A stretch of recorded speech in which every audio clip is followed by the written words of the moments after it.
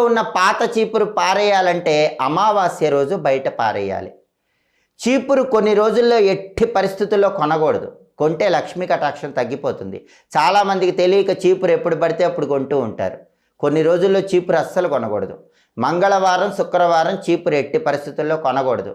అలాగే మీరు పుట్టిన తిథి ఉన్న రోజు కూడా చీపురు కొనకూడదు. మీ బర్త్డే ఉందనుకోండి, పుట్టిన తిథి, ఆ రోజు చీపురు కొనకూడదు. అలాగే ఇంట్లో పితృకార్యం జరుగుతుంది అనుకోండి, ఆ రోజు కూడా చీపురు కొనకూడదు.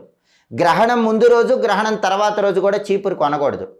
తిథుల పరంగా తదియ తిథి, ఏకాదశి తిథి ఉన్న రోజు చీపురు కొనకూడదు. ఈ 2 తిథుల్లో చీపురు కొంటే లక్ష్మీ కటాక్షం తగ్గిపోతుంది. అలాగే కొన్ని నక్షత్రాలు ఉన్నప్పుడు కూడా చీపురు కొనకూడదు. రోహిణీ నక్షత్రం, హస్తా నక్షత్రం, శ్రవణ నక్షత్రం, పుష్యమి నక్షత్రం, అనురాధ నక్షత్రం, ఉత్తరాభాద్ర నక్షత్రం, ఈ నక్షత్రాలు ఉన్న రోజు కూడా చీపురు కొనకూడదు. చీపురు ఎప్పుడు కొనకూడదో తెలుసుకొని, ఎప్పుడు కొనాలో తెలుసుకొని అప్పుడే కొనాలి.